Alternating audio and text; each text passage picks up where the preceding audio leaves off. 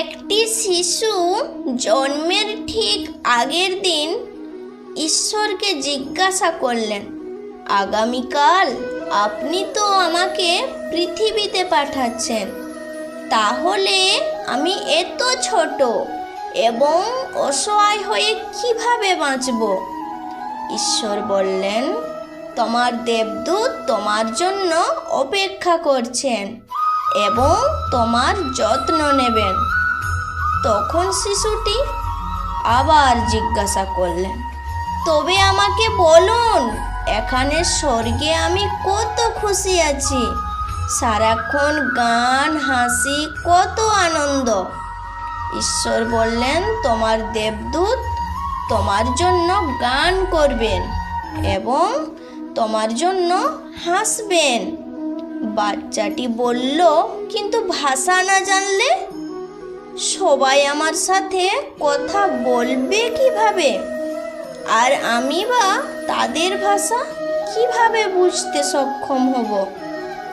ঈশ্বর বললেন, তোমার দেবদূত তোমাকে সবচেয়ে সুন্দর ও মধুর শব্দগুলি শোনাবেন, যা তুমি শুনবে এবং খুব ধৈর্য ও যত্ন সহকারে তোমার দেবদূত তোমাকে শেখাবে কিভাবে কথা বলতে হয়। বাচ্চাটি আবার জিজ্ঞাসা করল, আমি যখন আপনার সাথে কথা বলতে চাইব তখন কি করব? ঈশ্বর বললেন, তোমার দেবদূত তোমার হাত একসাথে রাখবেন এবং তোমাকে কিভাবে প্রার্থনা করতে হয় তা শিখিয়ে দেবেন। বাচ্চাটি জিজ্ঞাসা করল, কে আমাকে রক্ষা করবেন? ঈশ্বর বললেন, তোমার দেবদূত তোমাকে রক্ষা করবেন। দরকার পড়লে সে তার নিজের জীবন দিয়েও তোমাকে রক্ষা করবেন। বাচ্চাটি আবারও জিজ্ঞাসা করল, প্রভু, আমি এত ছোট, ঠিক মতো খেতে পাবো তো? ঈশ্বর বললেন, আমি যাকে জন্ম দিই তার খাবারেরও ব্যবস্থা করে রাখি, কিন্তু মনে রাখবে, আমি খাবারের ব্যবস্থা করি, কিন্তু নিজের শরীরের রক্ত কখনো খাওয়াই না।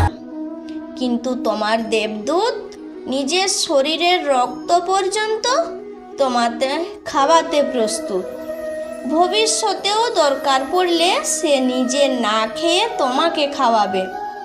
বাচ্চাটি বলল, কিন্তু তাও আমি সর্বদা দুঃখিত থাকব, কারণ আপনাকে আমি দেখতে পাবো না।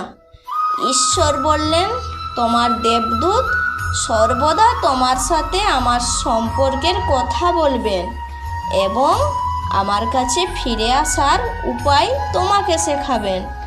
যদিও আমি সর্বদাই তোমার পাশে থাকব। সেই মুহূর্তে স্বর্গে অনেক শান্তি ছিল, কিন্তু পৃথিবী থেকে ডাক শোনা গেল এবং শিশুটি তাড়াতাড়ি জিজ্ঞাসা করল, ঈশ্বর, আমি যদি এখনই চলে যাই, দয়া করে আমার দেবদূতের নাম তো বলে যান। ঈশ্বর বললেন, একজন নয়, দুজন দেবদূত থাকবে তোমার।